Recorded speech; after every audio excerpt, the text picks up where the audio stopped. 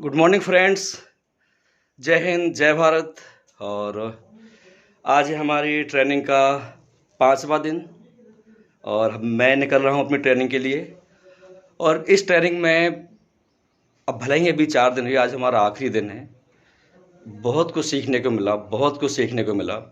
ना सिर्फ देश में क्या चल रहा है बल्कि दुनिया में एजुकेशन की फील्ड में क्या क्या रिसर्च हो रही हैं, उन सब के बारे में हमें जानकारी मिली। सो चले सर 5वें दिन की ट्रेनिंग के लिए। चलो, ये वो आश्रय स्थल है जहाँ पर हमने अपने 5 दिन बिताए। सो स्थान देवता को भी सत सत नमन प्रणाम।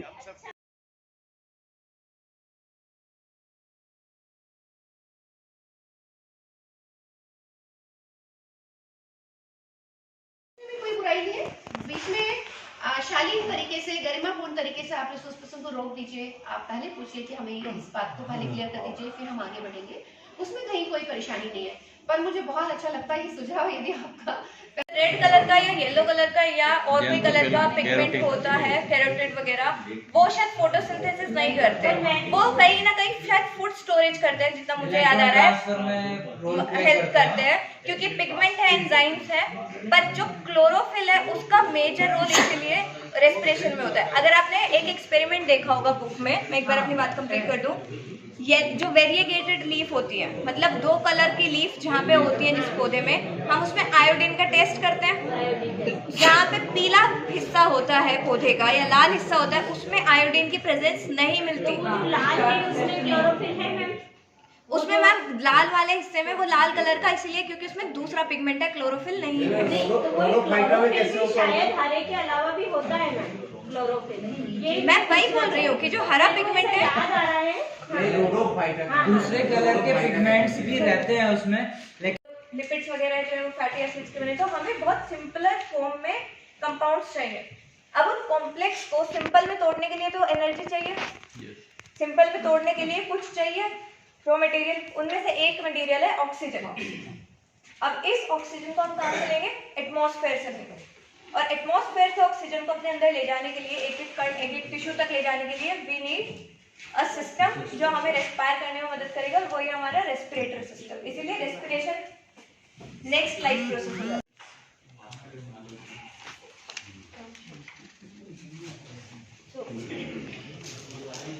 Good morning, one and all present here. First of all, I would like to thank our coordinator, Madam Dr. Rashmi Sharma. Thank you so much, ma'am, for providing me this opportunity. So, as you are here on the last day of the program, the 5-day training program, so today's lecture will be about the 10th class chapter of NCERT biology, that is life process. तो सभी को पता है, हम सभी को पता है कि लाइफ प्रोसेसेस क्या होता है। तो नहीं पता है, किसे नहीं पता? फिजिक्स के भी है, केमिस्ट्री के भी है, बायोलॉजी के भी है, मिक्स सब्जेक्ट। लाइफ प्रोसेसेस मतलब जैव प्रक्रम हिंदी।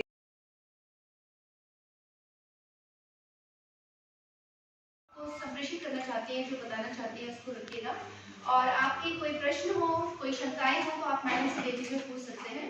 वो उनका भी समाधान मिलेगा, चाहे वो पैडागोजी से रिलेटेड हो, पढ़ाने के तरीकों से रिलेटेड हो, या कंटेंट से रिलेटेड हो। तो इस सब में मैडम का बहुत बहुत स्वागत है और आप सभी एक बार जोरदार ताली से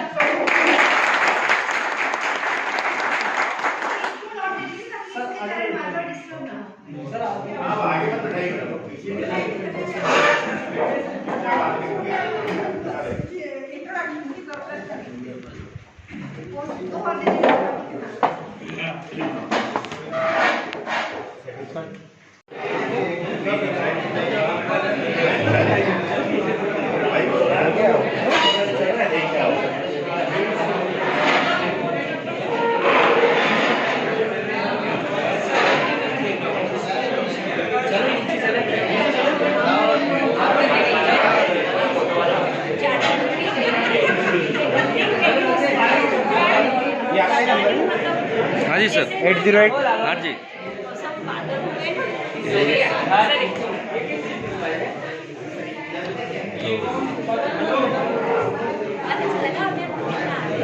right?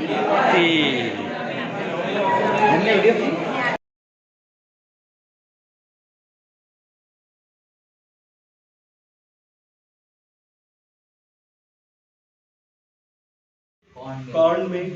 It is cytokinin because it was discovered in corn, baby corn, right? So isopentyl and these are the what is it, synthetic. There are many checkpoints, as I said, GON and then GAP ACE and then GAP2, G2 and then M. So the gibberellin helps in the cell cycle through the certain proteins. Gibberellin stimulates the synthesis of certain proteins like cyclin enzymes or cyclin dependent. Ujo on the other day, I think Dr. Purnima showed that with the auxins and cytokinin ratio, it regulates. What it regulates? The morphogenesis in cultured tissues. Cultured tissue, it may be say you take this, say, shoot cuttings, a cell explant, or the leaf explant, you take it. So this cultured tissue, so whether heart के लिए अच्छा है, no, Arjuna is for heart, but then this one for many, I mean many purposes. These three fruits you take it daily, I mean it will keep you fit. Yes, sir. Okay, I do take amla now regularly, but not Hara and Vaira. It is available and in Pari it is available. Plenty of plants are there. तिरफला Vaira, Hara. Yes yes sir digestion के लिए बहुत ही अच्छा है।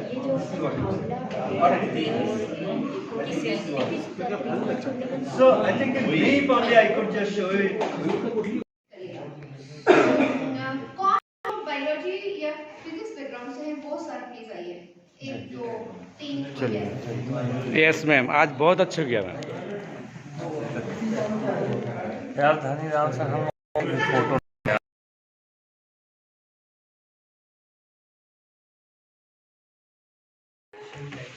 आप खुद handle करेंगे, आप खुद निकालेंगे और इतना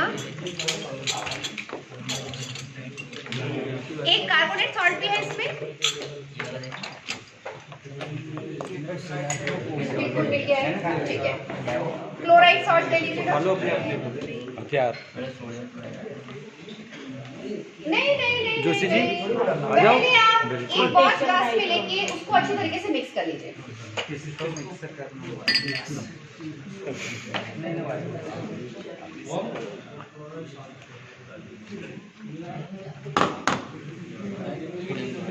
सबसे पहले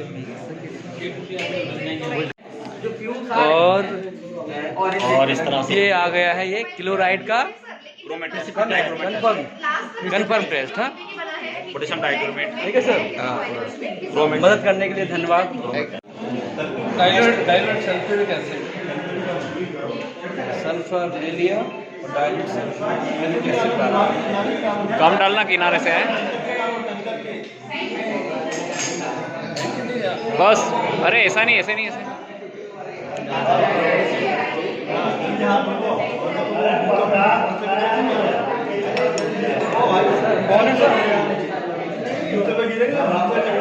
कौन है? ऑन है।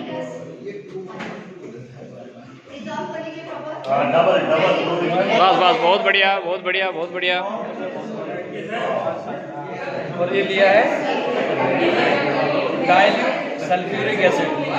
सल्फर लिया डाला,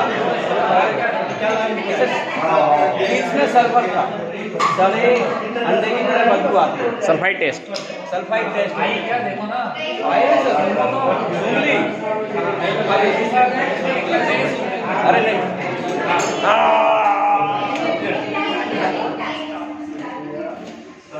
आराम से। हालांकि थोड़ी सी गलती ये हो रही है कि अपन डायरेक्ट डाल रहे हैं, आराम से आ गई बस। बंद कर दिया।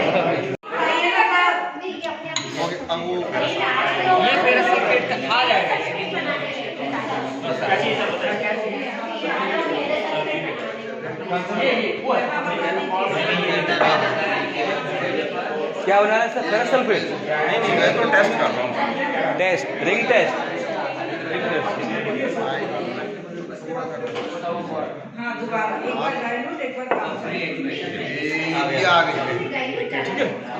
आगे मैडम ये आगे देखो बीच में आती है। थोड़ा सा इसको थोड़ा कॉशियसली दे जाके दिखाइए और ये ring test sir, ring test किसके लिए होता है? नाइट्रेट आयन के लिए। नाइट्रेट आयन के लिए। Thank you sir. पानी में अपन ऐड करेंगे तो अपन को सोडियम कार्बोनेट एक्सट्रैक्ट बनाना पड़ेगा। उसके बाद उसको करना पड़ेगा एसिडिफाई, फिर डालना पड़ेगा फ्रेशली प्रिपेयर्ड FeSO4 और along the sides of the test tube आपको डालना पड़ेगा कंसंट्रेटेड H2SO। तो आपका इंटरेस्ट हो जाएगा। सर इसको शॉर्ट में एक बार बोलिए please. Sir, first of all, we have to take the mixture or salt in the test tube. Then we are adding FeSO4 solution, freshly prepared. जो कलर रहेगा सर FeSO4 का, ये ध्यान रखना है कि वो ग्रीनिश कलर रहेगा। अभी जो अपन यूज कर रहे थे वो खराब हो गया था सर, वो ब्राउनिश हो गया था, पूरा ऑक्सीडाइज। तो ये ध्यान रखिएगा कि अपन को फ्रेशली प्रिपेयर्ड यूज करना है। FeSO4 आपने ऐड कर दिया, उसके बाद along the sides of the test tubes आपको डालना है कंसंट्रेटेड H2SO। तो रिंग फॉर्मेशन जो रहेगा at the junctions of the two liquids form होगा। ऊपर फॉर्म नहीं होगा सर, बीच में फॉर्म होगा। ठीक है जी, थैंक यू। अभी आप खुद भी करके देखेंगे तो आ जाएगा। ठीक है सर, समझ में आ गया सर। अब हम कर रहे हैं फेरस सल्फेट का फ्रेश सॉल्यूशन बना रहे हैं ना? ठीक, फेरस सल्फेट का फ्रेश सॉल्यूशन। थोड़ा सा होगा। अभी अपन जो कर रहे थे, उठाओ वहाँ से ले रही ना, पहले बोले ना सर सॉल्यूशन। आराम से हाँ, आप आराम से डालो, ऐसे डायरेक्ट, हाँ ऐसे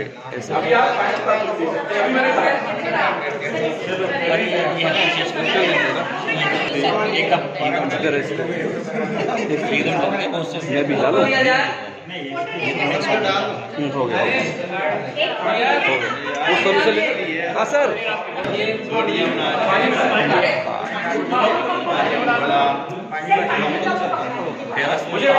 कौन सा केमिकल है? Sulphuric acid. ये ले रहे हैं हम, सल्फ्यूरिक एसिड। ठीक है, और आराम से बुलाने से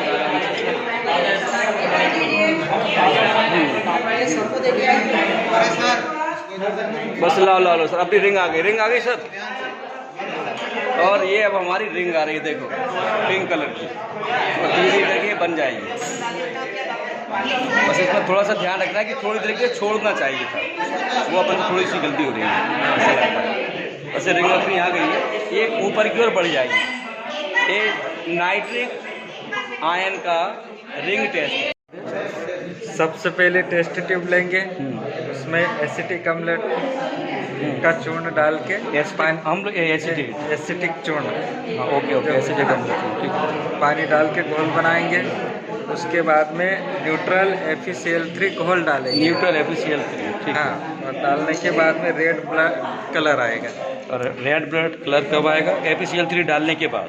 उदासीन FeCl3 डालने के बाद। यदि उदासीन नहीं हो तो कोई भी NH4OH जो है वो डालेंगे तो उदासीन। ठीक है। अगर उदासीन नहीं हो तो फिर बेस डाल लेंगे, जैसे NH4OH। ठीक है, thank you sir, thank you.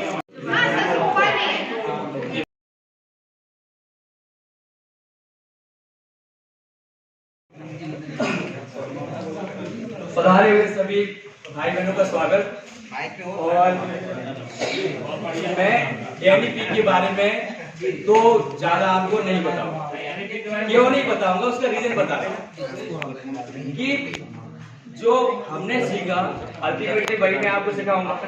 ADP का जो, अगर मैं प्रिंसिपल आपको बता दूं कि भाई सभी सब्जेक्ट को मिला के आपको अपना रिजल्ट प्रोड्यूस करना है, तो मैं आपसे इस जो 5 दिनों का जो समय है, मैं आपसे सिर्फ इतना निवेदन करूंगा कि मुझे पता नहीं, लेकिन मेरी ऐसी भावना है कि आपके पास जो भी बच्चा है, आप उसे सिर्फ ये सोचकर पढ़ाएं कि वो आपका ही बच्चा है और उसकी सफलता में आपकी सफलता है। मैं आपको सब्जेक्ट का क्या सिखाऊंगा, आपको ऑलरेडी आता है। तो सीखा है मैंने, वो पक्का सिखाने का प्रयास करूंगा। लेकिन मैं जो आपको सिखाना चाहता हूँ, सिखाना भी नहीं, निवेदन करना चाहता हूँ, आप सब लोग मुझसे बड़े हैं कि प्लीज जब हम, मतलब मैं अपने बारे में बता रहा हूँ, यस सर, मैं आपको रिप्लाई दूंगा। ओके, मतलब मैं अपनी भावना बताता हूँ। मेरी अपने आपसे एक प्रॉमिस है कि जिस दिन मरूं ना, तो ये लगे यार कि मैंने कम से कम 20 साल जॉब किया ना, तो मैंने 20 बच्चों को अच्छा बनाया, इससे कम मैं ना करूं। ये मेरा खुद के टारगेट है। इसके बनाए 2000 करूं, 2 करोड़ करूं, लेकिन कम से कम अगर मान लो मैं 1 साल में एक अच्छा बच्चा अगर मैं नहीं दे सकता, तो जिस दिन मैं मरूंगा, मैं तो अपने आप को, मतलब वो जो आखिरी सांस भी होगी ना मेरी, उससे लगेगा यार मैंने अपने प्रॉब्लम के साथ एक तरह से शुद्ध भाषा में बोलो गद्दारी की है। ये मेरी भावना है, मुझे पता है मैं आपसे छोटा हूं, मैं आपको ज्यादा नहीं सिखा पाऊंगा, लेकिन जो मैं आपसे अपेक्षा रखता हूं कि हम अपने बच्चों को ऐसा देंगे, और मुझे पूरा भरोसा है कि जब हमारी भावना ऐसी होगी, क्योंकि सारा खेल भावना क्या है, एक बार हमने सोच लिया कि हमें सर से मित्रता करनी है तो हमारी मित्रता हो जाएगी, और एक बार हमने सोच लिया कि हमें सर से बैर भाव पालना है तो हमारा बैर भाव हो जाएगा। तो जब हमने बिल्कुल लिया कि यार मेरे बच्चों को, मेरे जिले के बच्चों को, मेरे विद्यालय के बच्चों को तो बनाना है, तो बनाई वो 0 तो बना लेंगे। और खुद का अनुभव है, मुझे पता क्यों, क्योंकि फिजिक्स वाले सर मुझे बहुत चाहते थे, और यकीन मानिए मुझे इसमें इतना इंटरेस्ट आता था कि जो मैंने 20 साल पहले अपने गांव में रिकॉर्ड किया था 98 मार्क्स का, वो आज तक 98 ही चल रहा है, कोई 99 भी लेके नहीं आ पाया। तो अगर स्टूडेंट और टीचर के बीच में बॉन्डिंग अच्छी है, तो यकीन मानिए रिजल्ट भी आपको मिलने ही मिलेगा। क्योंकि मैं बायो वाला हूं, तो यार स्ट्रेंथ किसकी ज्यादा है, कोवालेंट की या मेटालिक की, वो आपको बेटर पता होगा। तो जब स्टूडेंट और टीचर का रिलेशन अच्छा होगा ना, रिजल्ट अच्छा मिलना ही हमारे सोर्सेज हो। तो अभी के लिए तो सिर्फ इतना ही, आशा करूंगा मैंने कुछ गलत नहीं बोला होगा। नहीं, सब बढ़िया कहा। अपन अपने जिले में जाकर जो ट्रेनिंग है कैसे कंडक्ट करेंगे, अपने 2 जो रिसोर्स पर्सन यहाँ से जा रहे हैं वहाँ पर अपना मैनेज रहेगा। ये डिस्कशन के लिए आप लोग सबको आना है। बिल्कुल, ये जो आपने विजन रखा है ये तो सबका है विजन। और आप सुनिए मेरे, आप बोल रहे 20 साल में केवल 20, मैं मानता हूं कि जितने स्टूडेंट आ रहे हैं उन सबको मैं सबको प्रयास करूंगा, केवल नहीं सारे, ये उनकी एबिलिटी पे है कि वो किस तरह से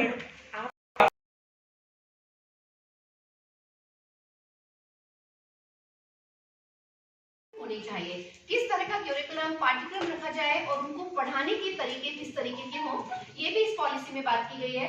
टीचर्स कैसे हों, टीचर्स की ट्रेनिंग किस तरीके की हो, टीचर्स का जो कंटिन्यूअस प्रोफेशनल डेवलपमेंट है जिसको सीपीडी का नाम दिया गया, वो कैसे होना चाहिए, किस तरीके की पॉलिसी उसमें भी काम करेगी, इसके बारे में भी ये पॉलिसी बहुत विस्तार से बात करती है।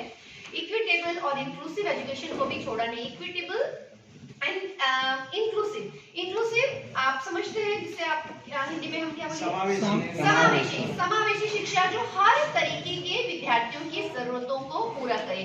और इक्विटेबल, इक्वालिटी और इक्विटी में यहाँ पे डिफरेंस हमको समझना चाहिए। जब हम इक्वालिटी कहते हैं, समानता कहते हैं, तो समानता तो सब समान है। जैसे मैं यहाँ कहूँ कि डिस्ट्रीब्यूट होनी है तो एक जैसी जाए, समान होगी। लेकिन समता की बात करूँ तो मैं कहूँगी टीचर कम किसी प्रोग्राम में आए हैं और टीचर्स जो कम यहाँ प्रोग्राम में आए हैं, उन्हें आवश्यकता है कि मॉड्यूल भी उन्हें दिया है, क्योंकि दूसरे डिस्ट्रिक्ट में पहुंचा है, वहां पहुंचा है, तो उनकी आवश्यकता के हिसाब से उनको दिया जाना।